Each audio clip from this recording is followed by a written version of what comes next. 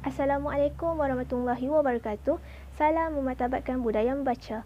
Sebelum bibir terus berbicara, izinkan saya memperkenalkan diri terlebih dahulu. Nama diberi Nur Ayu Najah binti Abdul Nasir, merupakan pelajar kelas 4 Sains dan menuntut ilmu di SMK Alfonso. Menurut Siti Hajar Abdul Aziz, membaca merupakan satu tindakan komunikasi, iaitu satu proses berfikir yang melibatkan idea, kenyataan dan perasaan yang disampaikan oleh penulis kepada pembaca melalui perantaraan lambang-lambang bahasa. Secara umumnya, membaca merupakan kegiatan harian kita untuk mendapatkan sebarang maklumat daripada bahan-bahan bacaan yang kita baca. Oleh itu, saya menjadikan membaca sebagai hobi pada masa lapang. Terdapat 4 bahan bacaan yang sedikit sebanyak memberikan inspirasi kepada saya. Antaranya ialah Kerana Syurga Bukan Percuma karya Najmi Fatih, Split karya Nurul Ain Syuhada, Mahasiswa Bukan Robot karya Amirul Hakim, dan akhir sekali Bagaimana Menjadi Pemimpin karya Ilmuman Al-Hakim.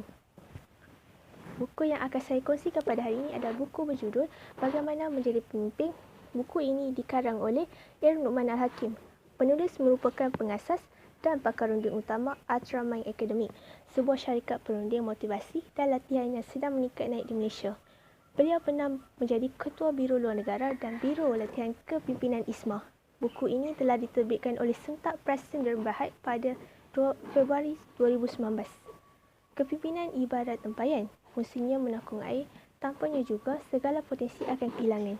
Buku ini membahagikan secara tersusun motivasi kepimpinan dan tips sebut kepada 4 bahagian bagi menghidangkan secara terperinci kepada pembaca apa matlamat utama kepimpinan yang sepatutnya dicapai dan teknik-teknik yang sesuai digunakan baik daripada pengalaman penulis sendiri maupun daripada sebilangan tokoh lain. Buku ini juga menjadi manual ringkas kepimpinan bagi menyelesaikan masalah kehidupan yang menghimpit.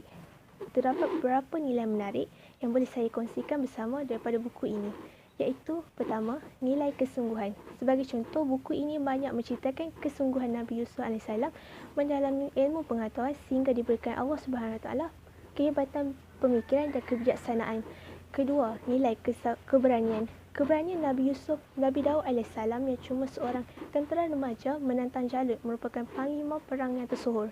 Namun baginda yakin jika berjuang demi menegakkan agama Allah SWT, bantuan pasti akan tiba. Kisah ini telah dirakamkan dalam Al-Quran dalam surah Al-Baqarah ayat ke-251 untuk renungan kita bersama. Ketiga, nilai kesabaran. Kesabaran Nabi Yusuf AS terselah apabila memegang tampuk kepimpinan di Mesir.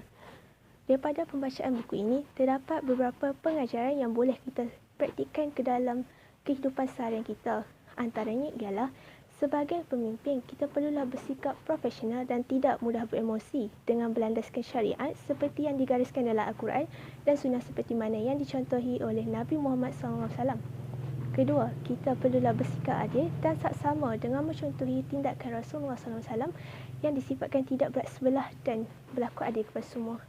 Ketiga, kita perlulah sentiasa berpandangan jauh dan melihat suatu strategi jangka masa yang panjang. Sebagai penutup, kehebatan seorang pemimpin bukan sahaja melalui kesabarannya ketika berhadapan dengan kesusahan, malah sikapnya ketika senang.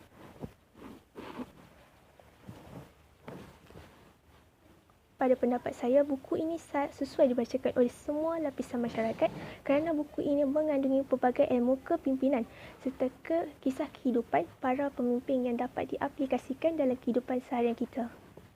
Tambahan pula, penggunaan ayat yang ringkas dan tepat dalam memahami maksudnya menjadikan pembaca mudah memahami isi kandungan yang ingin disampaikan oleh pengarang. Akhir kalam, nadi ilmu amalan baca. Sekian, Assalamualaikum warahmatullahi wabarakatuh.